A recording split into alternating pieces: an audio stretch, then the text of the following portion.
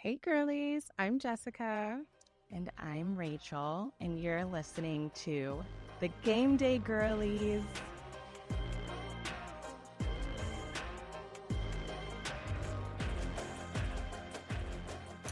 Welcome back, Gameday Girlies. We have missed you so much. I know we have been MIA for the first couple of weeks. We had to get our future wife out and partied, so she's back stateside. And Oh my God. It was honestly the best week of my life. Don't tell Jordan. But it was amazing. But one thing I will say is that I never stopped watching college football. locked in. We had the iPads out, we had the phones with the YouTube TV streamings. I was on a plane in the middle of the Atlantic Ocean watching football. I said, I have to see what's going on. But that definitely made me miss you guys even more and just chit-chatting about our college football. Especially because it's already been absolutely chaotic. It's been really hard to keep up with all of the things because I feel like, every season is a new beginning, right? But there has been so much uncertainty and kind of, I don't know, it's been a weird off season and kind of there's been a lot of new I think heads of teams when it comes leaderships on teams first year kind of starting quarterbacks and different kind of leaders than we saw last year. So the draft did their big one this past season, and so there's just been a lot of newness. So, but also I saw early preseason they said it was 3,400 people transferred, so it's all new teams too. So it's a lot of new development that has happened. So we are so happy to get into it. Jump.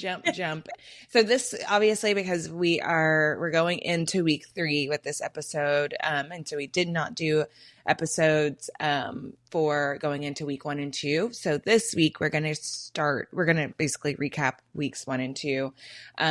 Specifically our teams. Unfortunately we have to start off with Alabama. Now, okay. Alabama, y'all know this at this point is whenever week 1 we were in New York and for my bachelorette party, and I just don't know why that one thing that was negative about this day was that Alabama played the way they played. Now, I understand losing. Losing's a part of life, whatever. But the way that had happened, Alabama lost at Florida State in the home opener or the season opener 17-31, and it was just trash. I don't know another word. I was I'm not wasting any more of my battery on this. Yeah, my jaw was on the floor watching. I was just are we sure this is first of all, is this the Florida State team from last year? And 2, is this Alabama?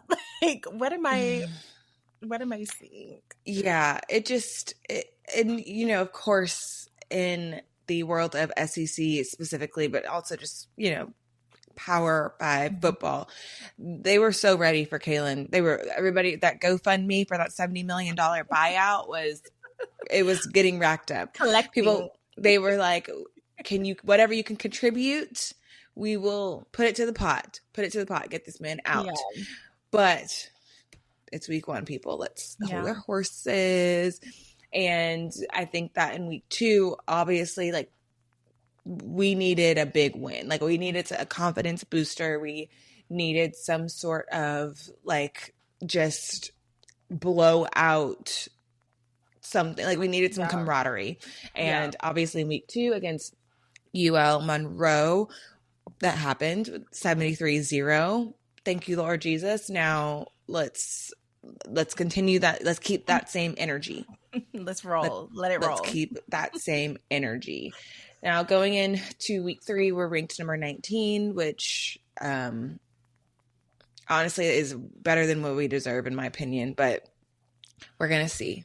We're gonna see next week how it all goes. But No. I'm Well, I'm still, I'm rolling with the tide, but y'all are yeah. making it really hard.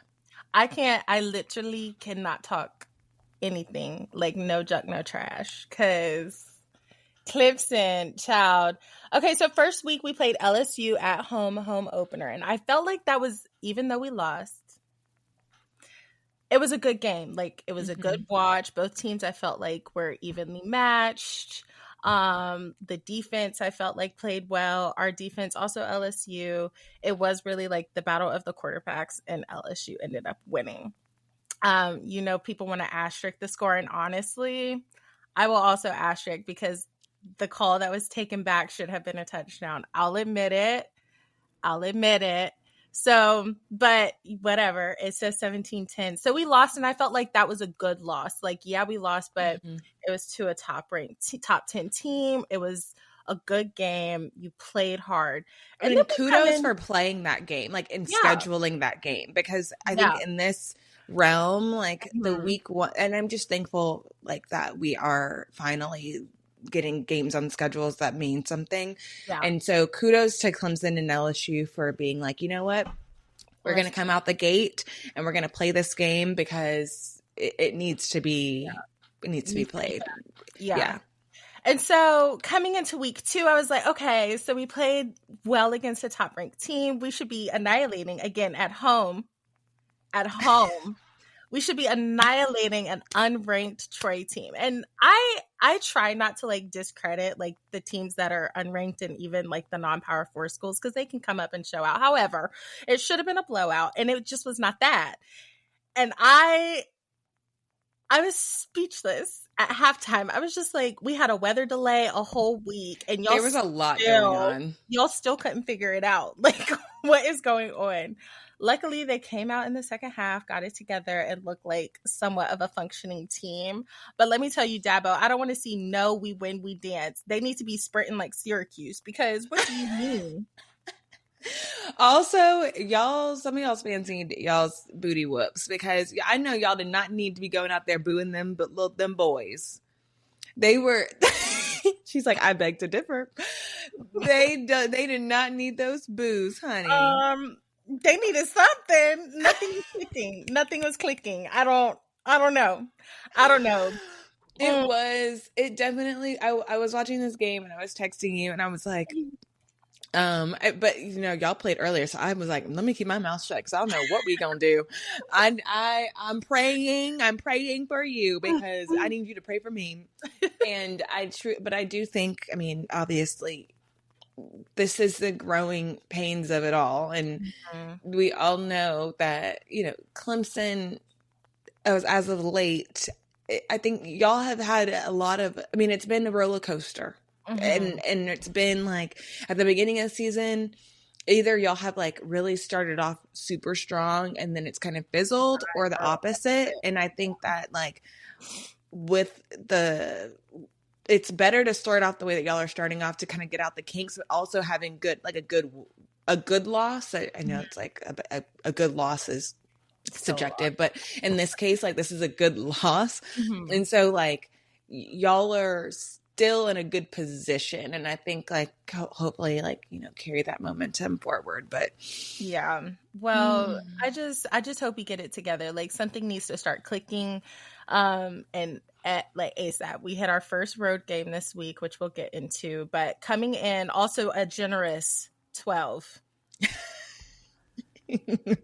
A generous, because maybe if I was on the committee, I'd be like, drop them. I always say though, Clemson plays better from a point of like underdog. Like, they came in highly touted this season, and when I heard all the news, I was like, I hate this for us, actually. I feel that. It becomes it's a lot of pressure, and it's a lot. And especially the fact that, y'all don't bring in any transfers. And so the pressure of like, whenever you bring in other seasoned players, like they are prepared for those moments. like these moments in these situations, whereas like there's a lot of situations that you guys are going to face that requires like maturity and like growing in the moment, which can be tough, but that's what Dabo wants to do, so go ahead, Dabo. Yeah. Moving on to our upsets. So South Florida.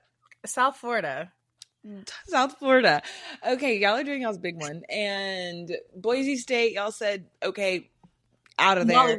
They mollywopped them week 1. I was like, whoa. What? Whoa. Where did this come from? Yeah. And then went into Florida. Now Florida, Billy boy. What is going on? This is the one game that you needed to win. Yeah.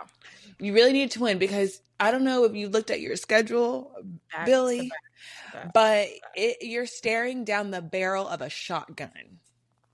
And you need to figure it out. And this was the game for y'all to really prepare yourselves. And now you're really going into the rest of the season with your back against the wall. So best of luck. But USF, you guys keep it pushing. Yeah. Keep early it pushing. Contenders for the group of 5 rep in the playoffs. Yeah. That's early contenders. Very, very, very early. Yeah. Early. Yes. And then we had the biggest game in Stark Vegas happen in a very long time, probably since Dak Prescott was and I was in college. I'm not going to, give myself away, but I was in college when Dak Prescott was playing, and this definitely was has been the best thing that's happened in Starkville since. Winning, they won. They beat Arizona State, which was ranked number 12. And that was a crazy game, but like good for Mississippi State. Yeah. I thought it was a good win, especially like at the end where they had like all they needed was field goal range, but then they got a touchdown. So I was like, okay, y'all said we gonna win. We ended it here. Which I appreciate a non-overtime game. Period. I appreciate finish it in regulation. Let's get it going. Wrap it Get up. it going. And then we had Miami over Notre Dame. Our resident Notre Damer. Yeah, I felt, well, first of all, I couldn't talk because that was also the same day that Clemson lost. So I was just like,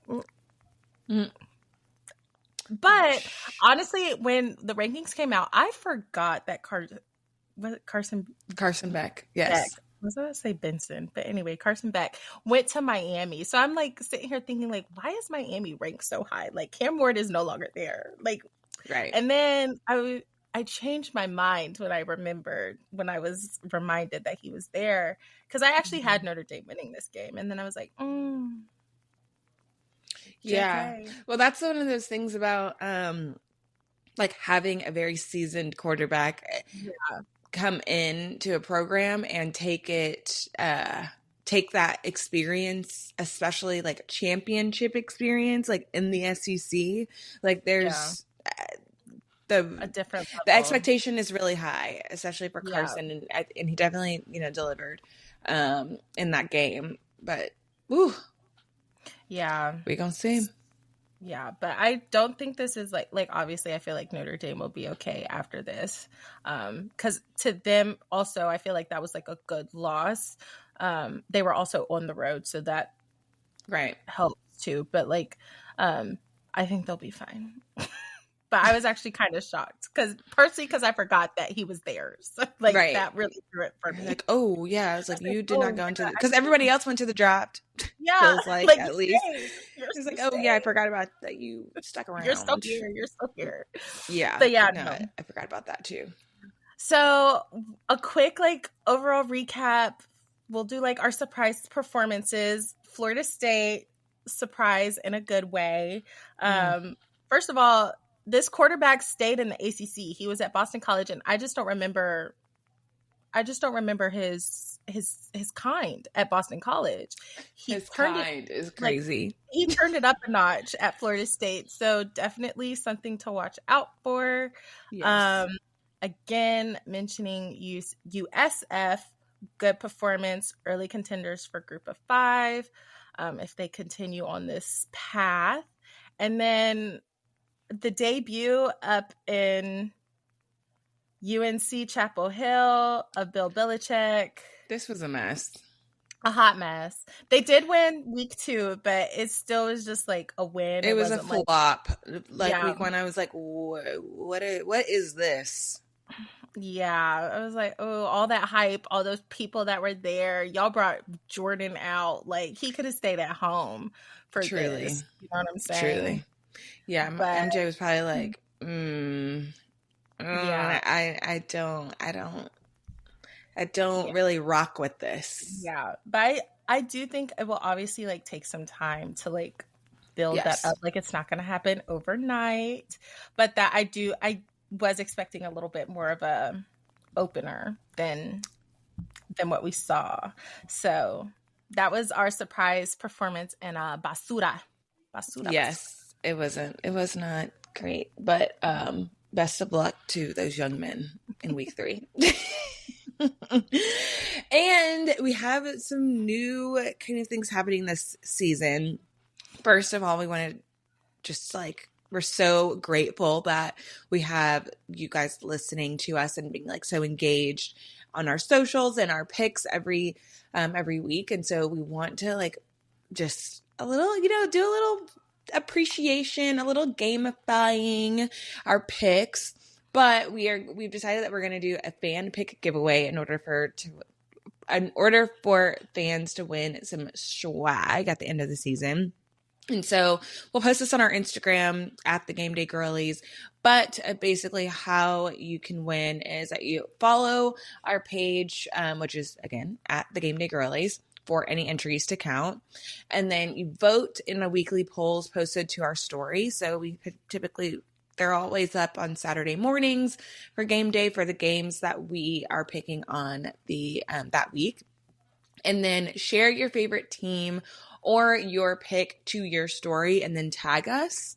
And each share is one entry, and every week is a chance for a new entry for you. And then at the end of the season, we will pick a winner that will get to pick from some of our swag. So be on the lookout for obviously our picks, but we will again put how to win on our Instagram, and we can't wait to see everybody's picks and tagging us every week. Yeah. And if y'all want to be called something specific, like the ultimate girly or best picker in the nation, I don't know, you let us know. When we post, you give us name recommendations. What do you want to be? How do you identify? Yeah, how do you identify? How would you like to be identified as the winner? So yes. We'll be coming up with things, but we would love to hear your input on that as well. Yes. So yeah, moving into week 3 picks, we have some heavy hitters for us this week, starting off with Clemson, number 12 Clemson at Georgia Tech. Our first road game. Thankfully, we are playing at noon. Thank you, Jesus. Obviously. In the ATL. Yeah, in the ATL. Obviously, I'm going for Clemson. I dare not ever go against my Tigers, but I really need y'all to show up and show out so I can stop looking ridiculous rooting for you guys. Actually. Oh. They're gonna get it together. Oh, I will say though, it does feel like there's been a lot of talk around Georgia Tech and like the ACC. I know they're not ranked, but I'm okay. I'm good. Let me just start with this. I picked Clemson. Okay. Yeah, before your heart starts palpitating. I picked Clemson, but I do want to say that Georgia Tech has had, some hype around them. Yeah. So I'm expecting this to be a good game, but also I think that Clemson, it's the perfect opportunity for y'all to establish some dominance, shut down shut them up. Shut down the rumors and the doubt, the haters. Georgia Tech always can be that wishy-washy, but surprise team in the ACC. So I don't doubt it, and they're home. So Yeah, we'll see. Very true. I agree with you there. Our next game is our game, Wisconsin at number 19, Alabama. I echo the same sentiment. I'm obviously picking Alabama, but this is a time for like a decent opponent. Like this is the time for us to like reclaim the Florida State kind of game. Like we should have beat UL Monroe 73-0. That is not anything that anybody needs to be writing home about. Now we need to, I don't know what the spread is for this game, but Alabama, y'all need to, we're looking at you. Figure it out. This is the game where we really need to like establish a role we need to get on a roll. We need to get in the rhythms against opponents that are, that are to prepare us for the SEC, because as of right now, this team is not prepared for conference play. So Alabama. I'm also picking Alabama. I think it'll be fine, and y'all are home. So being back on your stomping grounds will really, hopefully, reel it in. I swear to God. Embarrass me this week, and I swear I'm driving to Tuscaloosa and having a conversation with Kayla myself. I might donate to the GoFundMe. Donate to the GoFundMe, yes. Yes. Our next game is ESPN Game Day. Also, like, we didn't get to talk about it, but Lee Corso's last day, I was actually like teared up crying when he did his last head pick. So we love you, Lee Corso. We hope you are having a happy retirement. Watching from the comfort of your own home. You deserve it. But anyway, it will be number 6, Georgia, at number 15, Tennessee. I think I'm going to go with Georgia on this one. I just feel like they're a better team. But honestly, I feel like Tennessee is looking decent this season right now. They have their new quarterback now that Nico left, and he's not doing that great at the UCLA. Just thought I'd throw that out there. But so I'm hesitantly picking Georgia. I think this will be a good game, but I am picking Georgia. Fair. Just to, shake it up a little bit, I'm going to pick Tennessee. They're at home. They've been playing really well. It's a big game. And I think that these two teams are more evenly matched than what everybody, what the rankings show, I think. Yeah. Because it's Georgia's ranked number 6, but Tennessee's 15. I think that they're much closer in talent than that. So I am going with Tennessee. And we're going to see. Yeah. As an Alabama fan, typically it's like the level of hate is Auburn first, and then Tennessee is very close after. And so this is truly my professional opinion. Like personal aside. Yes, I have to put my personal opinion aside because I cannot with that gaudy orange. Yeah, Leanne said it right. She did. Okay, our next game up, we have 18 South Florida at number 5 Miami. Now this game, I think everybody at the beginning of the season was like, oh my God, we can't wait for Florida and Miami to play, because I think that they play like the week after or something. And everybody's ready for this game. I'm here for the in-state rivalries early on in Florida. Like, what a state and what a crazy place it may be, but y'all are showing up and showing out with the footballing. Yeah. I am gonna, you know what? I feel like Jess, you and I are kind of switching places this year. Are you going the underdog? I'm going with South Florida.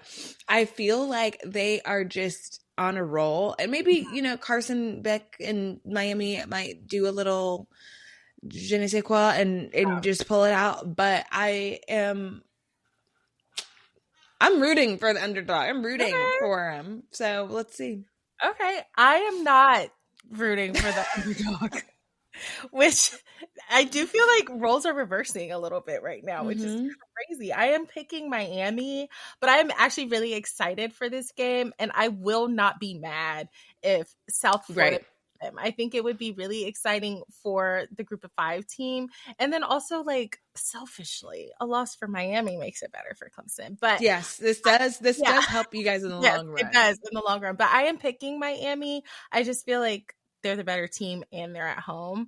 But I won't be mad if South Florida wins, and I think it'll be a good game. Better than, like, again, what the spread probably has it as. So yeah. And then our last game will be number 16 Texas A&M at number 8 Notre Dame. I'm going with I'm not going to be a Notre Dame hater this season. I know I typically am. I still think they need to join a conference, but I'm going to pick Notre Dame. I just feel like they need after their loss to Miami, like we've been saying with Clemson and Alabama, this is a good way to kind of reassert themselves. But also, I just think they're a better team. And I think they'll win at home. So I'm picking Notre Dame. I'm also picking Notre Dame. I don't trust anything that that Texas A&M does. I think that I can't put my faith in them. I never will, never have, and that's that. Fair. They, it's just too much. I just can't with them. It's just too much. They just do too much, and it never sees through. It just always kind of falls a little flat, and I had that expectation here. So I'm picking Notre Dame, and they're at home, like you said, and they really need this win. Yeah, like they have to win, especially after losing at Miami, and so they had a bye last week, which is odd, but so that I would hate to have a bye that early in the week, or in the season. Yeah. It's like we just started and now we're stopping, and then you don't have another break. Yeah, but I mean, that's what happens whenever you don't have a conference and you just have to you're at the mercy of everybody else's schedule. So let them know. So sorry, not sorry. But yeah, I do believe that they are, it's not desperation, but they do have to win this game. Yeah. Otherwise it's going to be really hard for them to get into the playoff, and we already know that they don't get an automatic bid. So figure it out. Yeah. Figure it out. Well, those are our picks for this week. And again, make sure that you go on our Instagram Friday night, Saturday morning to make your picks so that you can enter in for a chance to win our giveaway at the end of the season at the Gameday Girlies on Instagram. And it's just like, honestly, this is a good week. This is going to be a good week of football. Yeah. And we have a good, I'm here for all of the slots. Sometimes I can't stand whenever they do so many good games at the same time. I'm like, wait, let's reel it on in. Who decided this? I agree. So we have some good things going here. So excited about that. But we are just so excited to be back on the air, and we're just so thankful for listeners and all that you guys do to support us and just to be engaged. As always, you know how to reach us on our Instagram or shoot us a DM, and we'd just love to hear from you if you have any ideas. But otherwise, we will see you guys next week, and we can't wait to see all of your picks. And until then, bye, Gameday Girlies.